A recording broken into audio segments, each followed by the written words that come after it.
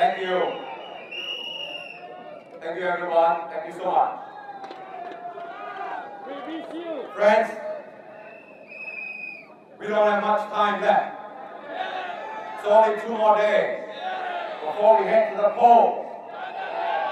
And after tonight, we only have 1 more rally left tomorrow. So that I'll come straight to the point.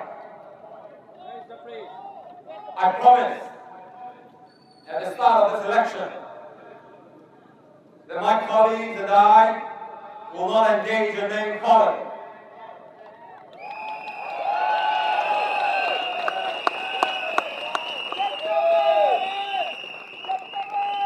And my word is my honor.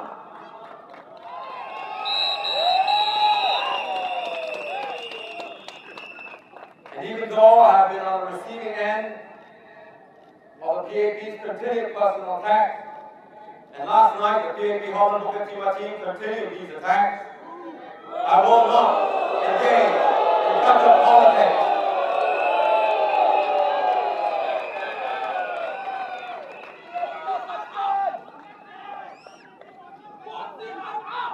I've made a promise to myself that if I win this election, I want to win with honor.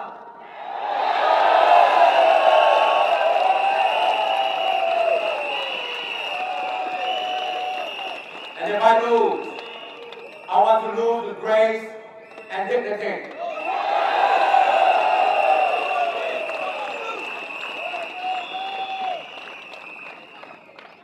I've gotten many emails and messages asking me to whack Dr. Vivian Balakrishnan and Ms. Simran back after their remarks last night.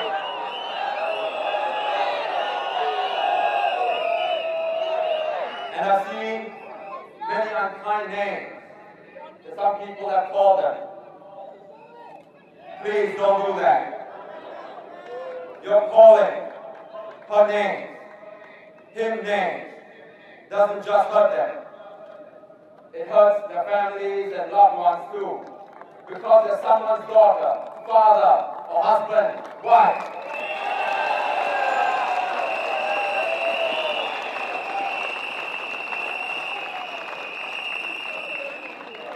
I know that because they've called me all sorts of names, and it hurts my loved ones because I too am someone's father, someone's son, someone's husband.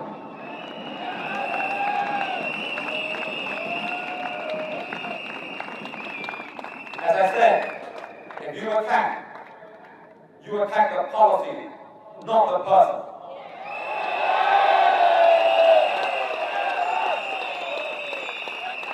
In football parlance, you play the ball, not the man.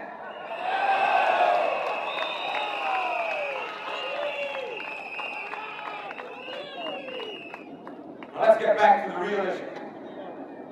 I want to start with a population issue. Now, Ms. Simran is the director of the National Population and Talent Division, the division that is at the heart of our population policy. Now, we have heard various numbers put forward by the PAP in terms of the optimal population size for Singapore. Mr. Goh Chok Tong says 4 million. Mr. Lee Kuan Yew says between 5.3 to 5.5 million. Mr. Ma Bao Tan says 6.5 million. Mr. Lee Hsien Loong says 6.9 million. And after the big outcry from Singaporeans, he reduced it to 6 million. Then we have heard from the former head of SDP, Ms. Dr. Liu Tai Ker, he says 10 million. As Director of the National Population and Talent Division, I would like to ask Mr. Mann the following 3 questions. And if the PAP doesn't want to answer them, I will ask them again in Parliament.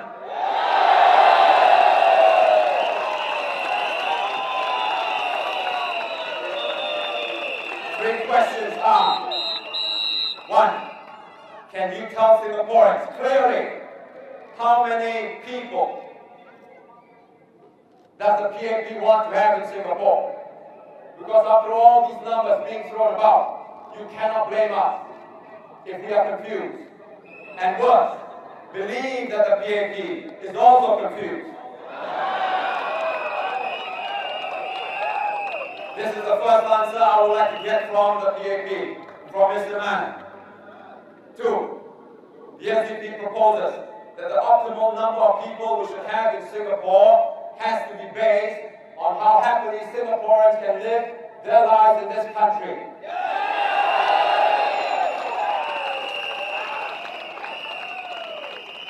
I want to ask her, is this an idea that the PAP will consider?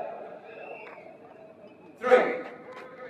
Will Mr. Mann consider implementing our Singaporeans First policy, where we assess all PMETs who wish to work in Singapore on a point system, based on their qualifications, their skills, their experience, etc.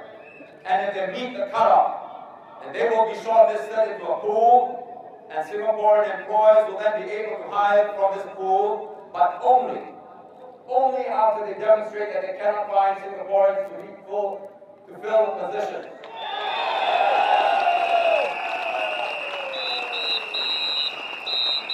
This is the system practiced in many advanced countries. This will ensure that we have effective control over the quality of foreign PMETs joining our workforce, while not depriving our local businesses of genuine foreign talent that they need. Will you, Mr. Mann, as Director of the National Population and Talent Division, consider these proposals? If you won't, can you tell us your reasons?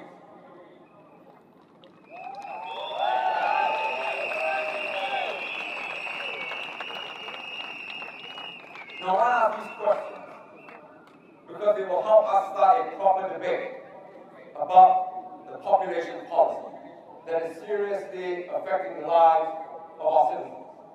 Just yesterday, the NEL MRT line system broke down again. And they are making things very, very inconvenient for our people. I think it is very important that the PAP and the SDP have a serious and honest-to-goodness discussion about this population issue.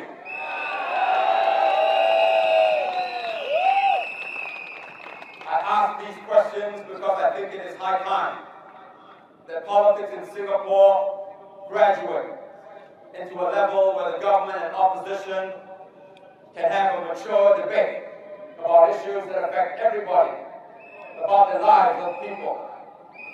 This is precisely why the SDP has taken pains to draw up alternative policies.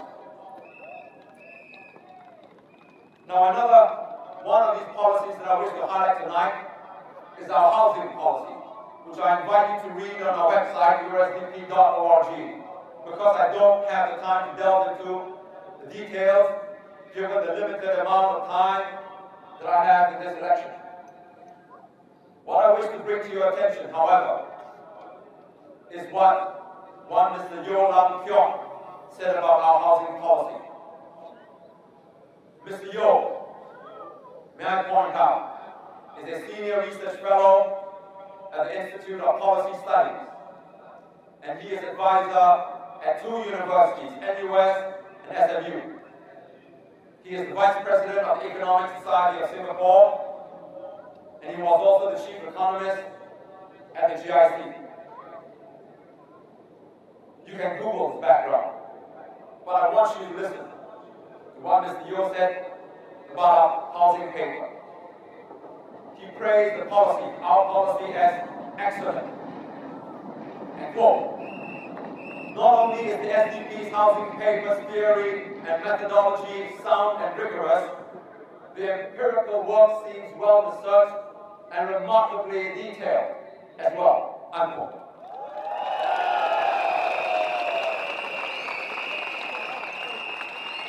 He said that our non-open market proposal is coherently laid out and makes much sense in terms of the objective of potentially giving low-income and middle-class Singaporeans access to affordable, high-quality public housing.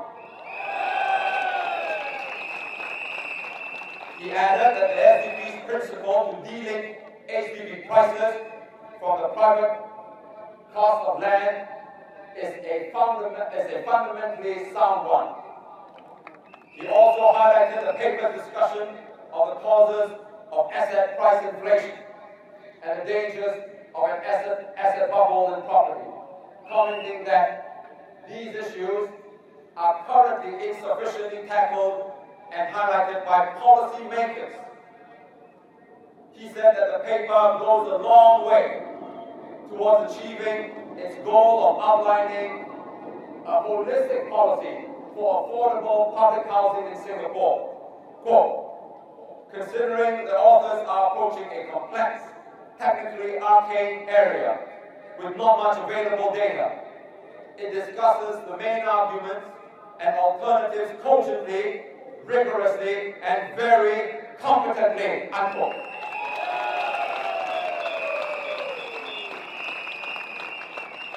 Again, I urge all of you to visit our website and read the paper for yourselves.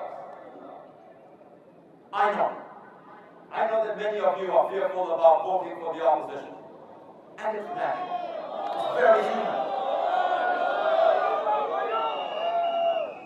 It's very human to feel fear. Fear of the unknown. Many of you are uncertain about change or apprehensive about how your town council is going to be managed.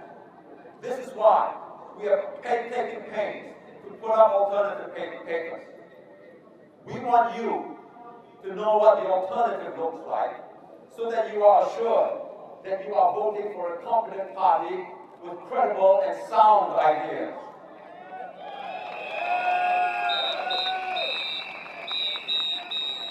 Many observers have credited us with coming up with sound alternative ideas, of conducting the most credible online vote, and having the best organized party structure.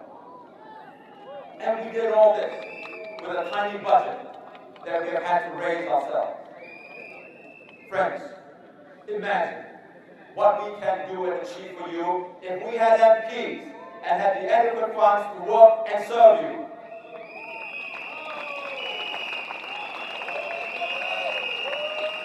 We have stated that we will put aside up to 50% of our MPs' allowance to conduct our programs, and many of us will work full-time as MPs to ensure that the work is done with competence.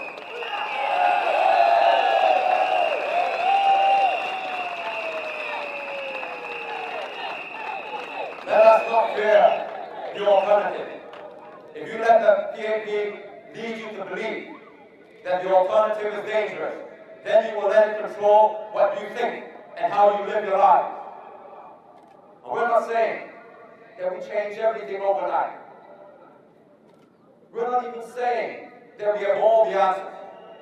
We believe that our alternative ideas are good, but we know that they are not perfect. What we're saying is that you need a second opinion in Parliament. You need another voice to examine and debate important issues. You need MPs who will propose alternative ideas and policies.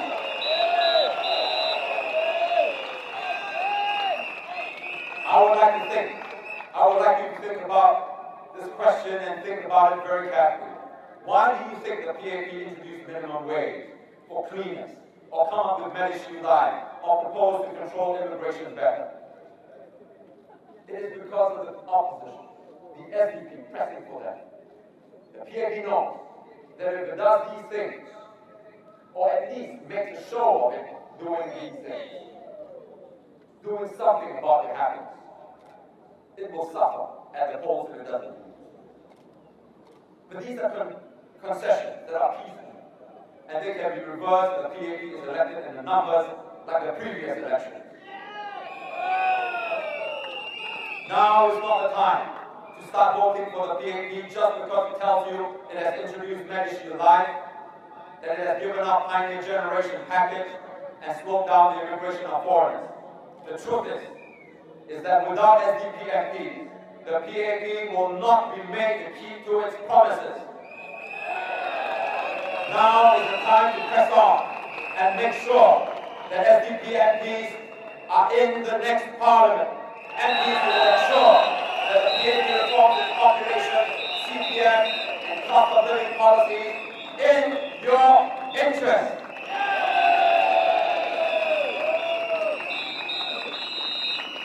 Let us not fear freedom. The freedom to choose. The freedom that comes with more diversity.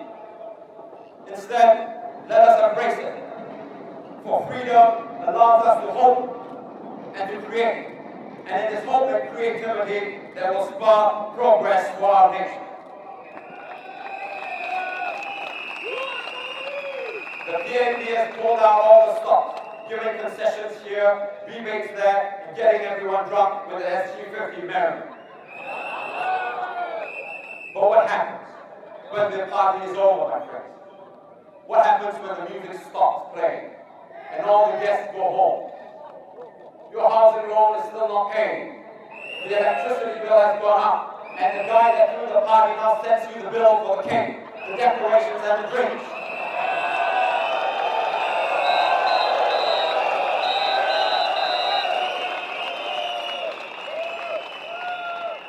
Before the elections, the government is very generous. But what you should be worried about is what happens after the elections if there is no opposition in Parliament. How we live in the future as a community, as a nation, will depend on the choices that we make today. The political and economic incentives and disincentives that we build into our system will determine whether we progress or stagnate. And you may not, or you may agree with everything that the SDP says and does. But the one thing that you cannot dispute is that the SDP has worked tirelessly to meet your expectations of a competent, constructive, and compassionate party.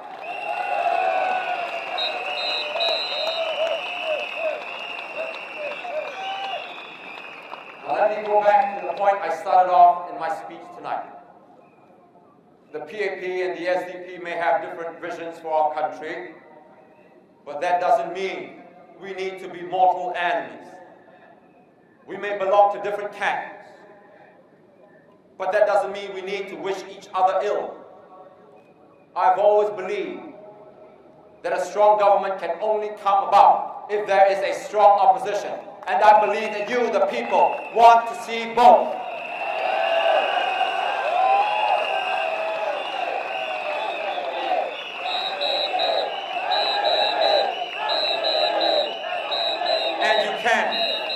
You can have both.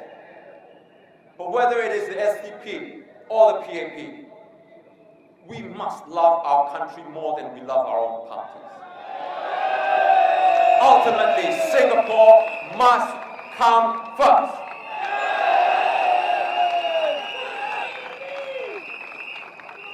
And if Singapore is to come first, then let us discard the politics of old and look ahead to a democratic and bright future. I believe in the same belief, and I continue to work towards the same goal that I did when I started out in politics, which is to claim for ourselves the freedom so that all of us can care for society, for our nation. That was my goal and my dream 25 years ago, and it remains my goal and my dream today.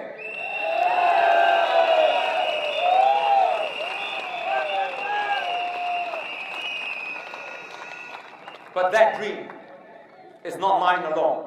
It is shared by all of us here tonight. It is shared by all of us who believe in justice and equality and a better future for all Singaporeans. I cannot do it alone. None of us in the SDP can. Without you, the party doesn't exist. But with you, there is nothing we cannot achieve.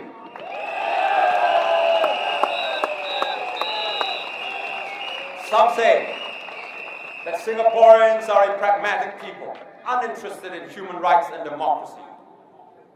Now, even if this is true, which I don't believe, it doesn't matter. What matters is that Singaporeans who do, Singaporeans like you and I, must press ahead with the arduous but noble effort to make into reality that idea, that dream, that hope of democracy that has eluded our nation for too long. Let us not yield, and let us not kneel. Instead, let us stand up like men and women with all our transgressions, with all our fears, with all our imperfections, but let us stand up and rattle the cage of oppression. Let us defy those who put minds into our cages, who put our eyes into blinkers, and who put our souls into mortuaries. Let us continue to fight the fight that so many across the world have fought, so that we too may know the exhilaration that comes with freedom, the compassion that comes with justice, and the wisdom that comes with an open and democratic society.